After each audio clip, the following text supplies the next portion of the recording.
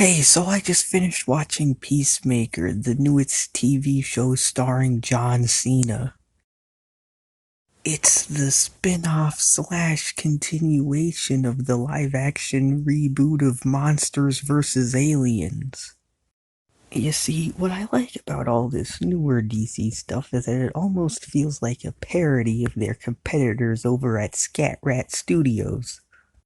It's not just because DC is more willing to have blood and cursing and sex, it's also because they're more willing to use and or name drop their lesser known characters, no matter how ridiculous they are. And one character they mentioned was Batmite. So for those who don't know, Batmite is this interdimensional demon that can control reality and that is obsessed with Batman. Yeah, I know. But what if I told you Batmite wasn't just name dropped? What if I told you he was right in front of us all along? Oh, and by the way, you don't have to worry about spoilers either. Unlike every other video on this channel, I will not be getting into spoilers.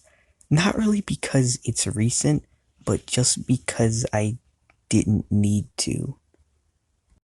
So basically, Peacemaker has a dad. And his dad has a neighbor who's this unnamed old man who's always talking about Batman. Even though this guy isn't in the show that much, he's actually in the opening title sequence where he can be seen wearing a blue vest. Kinda like Batmite's costume. So that's it, right? Everything's good, everything's final. We came to the conclusion. Well, not exactly.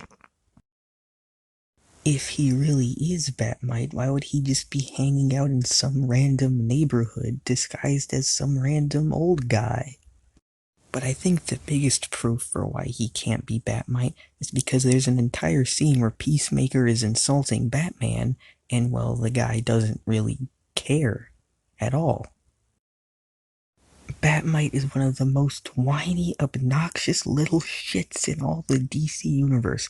If anyone insults Batman, he would destroy them right then and there. And yes, he does have the power to destroy people.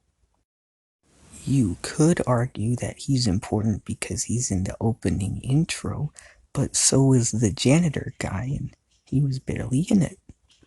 And just because he's a Batman fan doesn't mean he's some interdimensional imp in disguise. So I'm sorry, he just can't be Batmite. Or who knows, maybe he is, I don't know.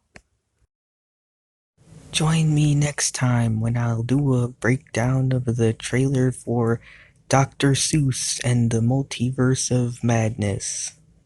Seuss made a big mistake, and now the universe will break.